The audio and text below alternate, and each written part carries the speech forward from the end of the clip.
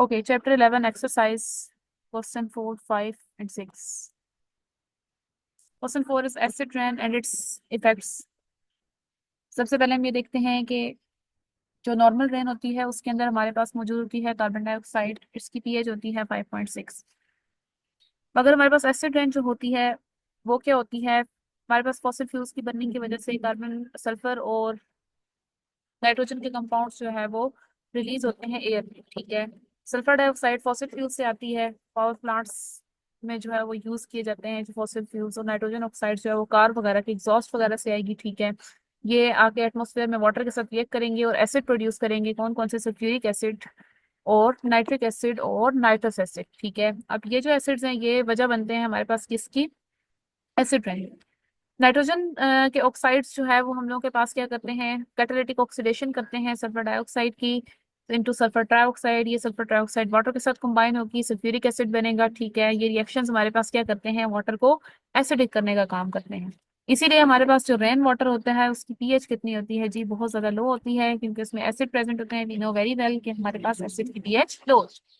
Acid rain की pH हमारे पास कितनी हो सकती है? 2.1 तक हो सकती है। अब ये देखें, ये वैल्यू हमारे पास विनेगर और लेमन जूस की जो पीएच है उससे भी लो है। तो एसिड रेन हमारे पास कितनी ज्यादा लो पीएच की होती है और उसकी कितनी ज्यादा डेंजरस होती है। एसिड रेन को डिफाइन कैसे कर सकते हैं? Rain having pH less than 5.6, 5.6 से लेस पीएच वाली जो रेन होती है उसको एसिड रेन कहा जाता है। एसिड रेन जो है वो fall 100 kilometres away from its source, source से जो है वो 100 किलोमीटर्स दूर फॉल करती है। एसिड रेन मेटल्स को खराब करती है, स्टोन स्ट्रक्चर्स, डिफरेंट स्टेचूज वगैरह जो होते हैं। और हमारे पास क्या होती है? मेटल वगैरह को ईट करती है और हमारे पास सोलुबल सॉल्ट्स बनाती है। जैसे हम देखते हैं कि आयरन जो है वो रिएक्ट कर रहा है सल्फ्यूरिक एसिड के साथ, हमारे पास मेटल किसमें कन्वर्ट होगी है? सॉल्ट में। तो हमारे पास क्या हो गया? उसका स्ट्रक्चर डिस्ट्रॉय हो गया और साथ में हाइड्रोजन गैस रिलीज होगी। ओके, मार्बल बिल्डिंग में हमारे पास सल्फ्यूरिक एसिड और नाइट्रिक एसिड कैसे उसको डिस्ट्रॉय करते हैं? तो हमारे पास मार्बल बिल्डिंग में हमारे पास आता है कैल्शियम कार्बोनेट की बनी होती है। कैल्शियम कार्बोनेट के साथ रिएक्ट करेंगे तो हमारे पास बनेगा कैल्शियम सल्फेट और साथ बनेगा वाटर कार्बन डाइऑक्साइड। ठीक है, अब हमारे पास नाइट्रिक एसिड कैसे रिएक्ट करता है? नाइट्रिक एसिड जब मार्बल बिल्डिंग के साथ रिएक्ट करेगा तो कैल्शियम नाइट्रेट की फॉर्मेशन होगी, साथ में वाटर और कार्बन डाइऑक्साइड। ठीक है, बेसिक स्ट्रक्चर हमारी मार्बल बिल्डिंग्स का डिस्ट्रॉय हो जाएगा। थर्ड जो हमारे पास हार्मफुल इफेक्ट आ जाता है एसिड रेन का वो है फिशेस वगैरह को किल करती है, ट्रीज वगैरह को डिस्ट्रॉय करेगी। ठीक है, लेक्स और रिवर्स जो होते हैं वो बहुत ज्यादा एसिडिक हो जाते हैं एसिड रेन की वजह से, जिसकी वजह से जो एक्वेटिक लाइफ है, प्लांट और एनिमल, उनका सर्वाइवल डिफिकल्ट हो जाता है। और ग्लोबल वार्मिंग हमारे पास क्या है? फॉसिल फ्यूल्स के बहुत ज्यादा यूज की वजह से, उसके अलावा डिफॉरेस्टेशन, जो ट्रीज वगैरह कट किए जा रहे हैं उसकी वजह से कार्बन डाइऑक्साइड का लेवल एयर में इंक्रीज हो गया है।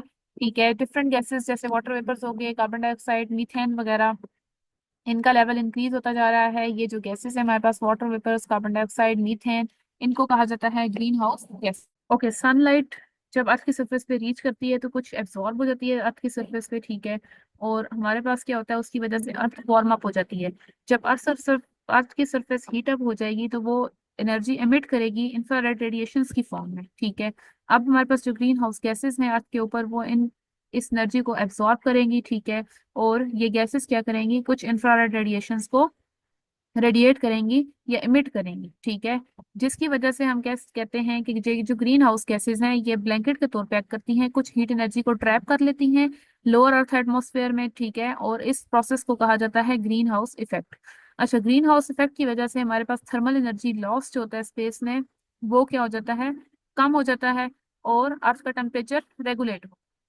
ग्रीन हाउस इफेक्ट के बगैर अर्थ क्या हो जाएगी? बहुत ज्यादा कोल्ड हो जाएगी, जिसकी वजह से लाइफ का एग्जिस्ट करना पॉसिबल नहीं होगा। ठीक है, उसके अलावा हमारे पास क्या है जी? ह्यूमन एक्टिविटीज की वजह से ग्रीन हाउस गैसेस की कंसंट्रेशन एटमॉस्फेयर में इंक्रीज होती जा रही है। जैसे हम लोगों के पास बर्निंग ऑफ फॉसिल फ्यूल्स है, डिफॉरेस्टेशन है।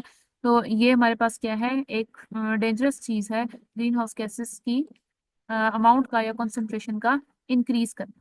ठीक है, ये हमारे पास नेचुरल ग्रीन हाउस इफेक्ट जो है उसको डिस्टर्ब कर रहा है, और उसके नतीजे में क्या होगा? हमारे पास टेम्परेचर इंक्रीज होगा और ग्लोबल वार्मिंग होगी और क्लाइमेट में बहुत सारे अब्रप्ट चेंजेस आएंगे। जितनी ज्यादा हमारे पास ग्रीन हाउस गैसेस की कंसंट्रेशन होगी एटमॉस्फेयर में, उतना ज्यादा ग्रीन हाउस इफेक्ट होगा और उतना ज्यादा टेम्परेचर क्या होगा? अर्थ का इंक्रीज करता जाएगा। ग्रीन हाउस इफेक्ट बेसिकली हमारे पास क्या है? ये एक नेचुरल फिनोमेना है जिसके थ्रू क्या होता है कि एनर्जी डिस्ट्रीब्यूशन होती है अर्थ के ऊपर, ठीक है। एटमॉस्फेयर की warning, due to our influence on the greenhouse effect, हमारे अर्थ का जो टेम्परेचर इंक्रीज हो रहा है ग्रीन हाउस इफेक्ट के ऊपर हमारे influence means human activities, burning of fossil fuels और डिफॉरेस्टेशन की वजह से, इसको कहा जाता है ग्लोबल वार्मिंग। ग्लोबल वार्मिंग हमारे पास क्या करती है जी, डिस्टर्ब करती है ग्रीन हाउस गैसेस के नेचुरल बैलेंस को, मींस के जो हमारे पास ग्रीन हाउस गैसेस हैं उनकी कॉन्सेंट्रेशन इंक्रीज होगी और उसके नतीजे में टेम्परेचर अर्थ का ज़्यादा होगा, जिसकी वजह से ग्लोबल वार्मिंग ज़्यादा होगी। और अगर ग्लोबल वार्मिंग लंबे टाइम के लिए कंटिन्यू रहती है तो हमारे पास जो अर्थ का टेम्परेचर है वो राइज करता है, ठीक है।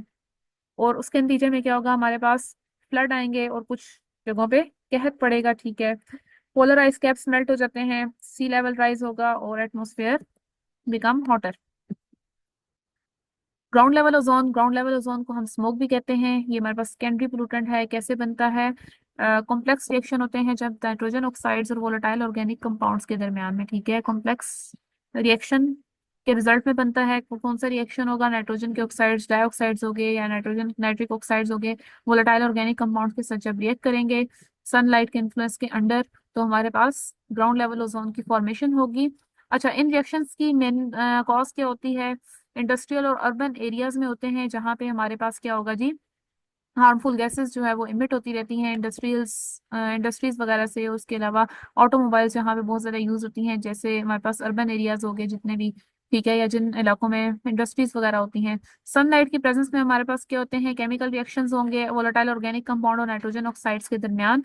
इन रिएक्शंस को कहा जाता है photochemical reactions. The word photochemical shows that these reactions occur in the presence of sunlight. अच्छा, सनलाइट क्या करती है, नाइट्रोजन के ऑक्साइड्स डाइऑक्साइड को ब्रेक करेगी नाइट्रोजन मोनोऑक्साइड में और साथ में एटॉमिक ऑक्सीजन बनेगी, ठीक है।